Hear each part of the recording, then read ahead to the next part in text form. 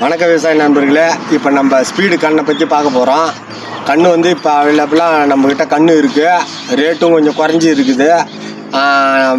போன வீடியோவில் நான் போட்டேன், ரேட்டு குறையுன்னு சொல்லிட்டு போட்டேன். இந்த வருஷம் என்னான்னு தெரியல.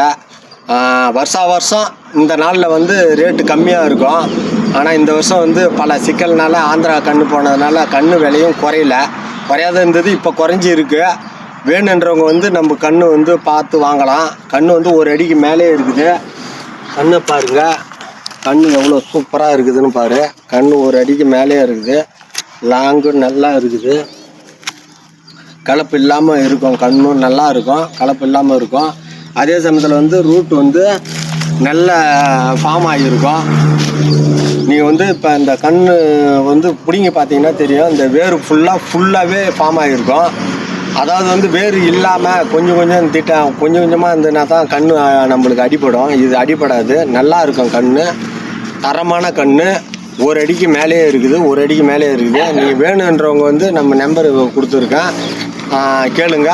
ரேட்டு கொஞ்சம் குறைஞ்சி இருக்குது. ஆனால் எதிர்காலத்தில் ரேட்டு வந்து குறையுன்னு சொல்ல முடியாது. ஆடி மாதம்லாம் நல்ல ரேட்டு தான் விற்கும். 3000 ரூபா கூட வரதுக்கு வாய்ப்பு உண்டு.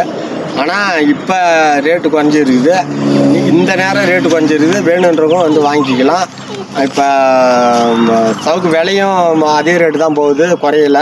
நிறைய பேர் வியாபாரிங்க வந்து விவசாயிகளை பார்த்து கன்று விலை இது சவுக்கு கட்டை வந்து குறைஞ்சி போச்சுன்னு சொல்லிட்டு சொல்கிறாங்க. அதெல்லாம் சும்மா கதை. அது ரேட்டு வந்து 9500 ரூபா தான் விற்றுக்கின்னு இருக்குது. அவங்க வந்து சொல்கிறது அதுமாரி சொல்கிறாங்க.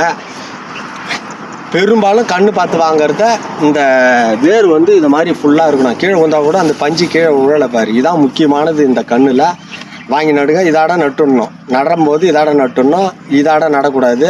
இதாட நட்டுடணும். எல்லாருக்கும் நான் சொல்ல வேண்டியது இதுதான். ஏன்னா இங்கெல்லாம் வந்து வேர் வரும். வேர் வந்ததுன்னா மரம் வந்து சாயாது, காற்றுலையும் சாயாது, உனக்கு மழையிலையும் சாயாது. நம்ம சேனலை சப்ஸ்கிரைப் பண்ணுங்கள். ஃபுல் வீடியோ ஒன்று போடுறேன், ஷேர் பண்ணுங்கள். நம்ம சேனலை சப்ஸ்கிரைப் பண்ணுங்கள். நன்றி, வணக்கம்.